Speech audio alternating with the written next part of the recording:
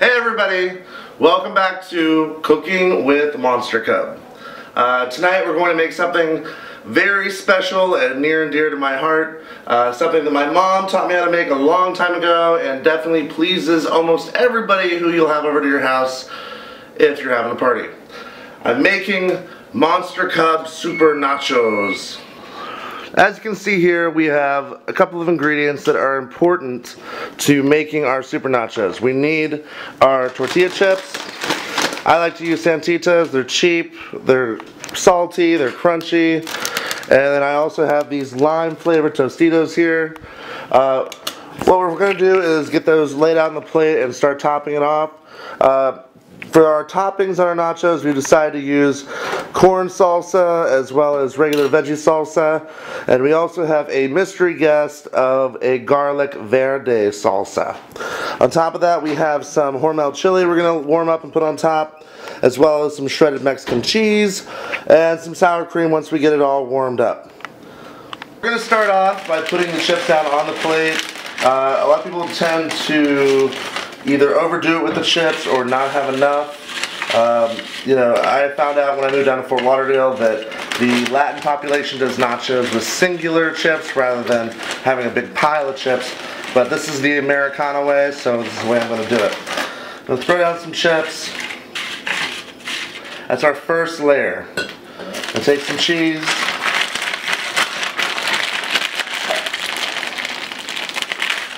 Get it on top.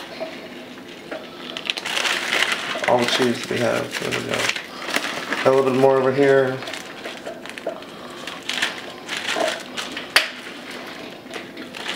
Done deal. We're going to put a little bit of salsa on top.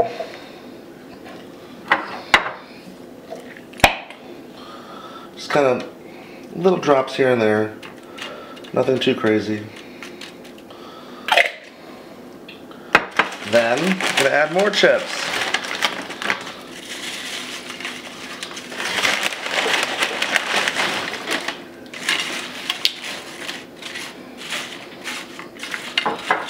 In this layer we're going to add the chili.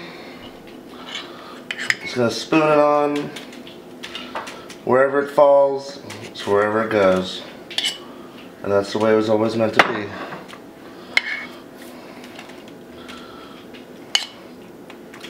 be. You can get chili without the beans in it or with the meat. It's really up to you and what you prefer. If you do it this way with the beans, you don't have to get refried beans, which would be another thing to add to it. We'll take some of this green garlic lime salsa. Just have a little bit here and there. Again, there's no real art form to making a stack of nachos, just making sure that everything gets on the plate. Another small tier of chips. And you're going to take more cheese.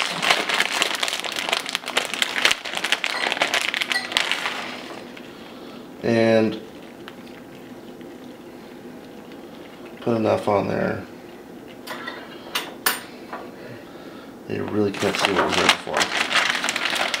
So, now that we have our two layers of nachos and our cheese, our chili, our salsas, we're going to take it and put it into the microwave.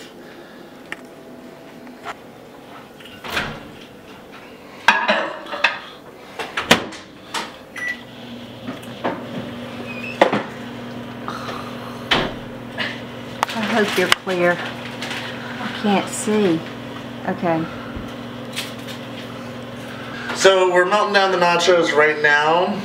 Once they're done, we're going to top them up with sour cream and maybe a little bit more salsa, and then they'll be good to go. You can also put jalapenos and other kinds of salsa, refried beans, chopped onion, and guacamole on your nachos. But these in particular are going to be really simple to make.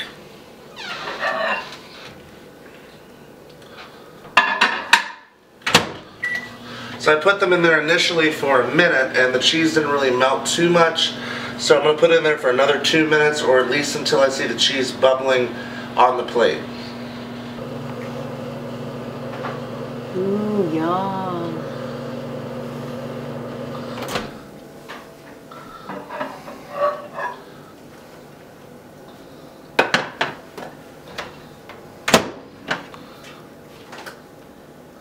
You hear that sizzling, guys? That means the cheese has melted and could potentially still be on fire. So we're gonna come over here and we're gonna top up these nachos finally with our last ingredients.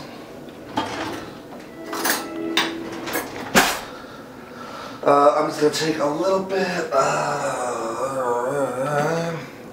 of this salsa and top it up here and there. Make a circular pattern when you make these nachos. And you're gonna take a big scoop of sour cream. Make sure your sour cream is a little stirred first, it can be a little hard. And drop the scoop in the middle. And you have finished nachos. Mmm. Yum. These are the MonsterCub Super Nachos. And this has been Cooking with MonsterCub. Bon appetit.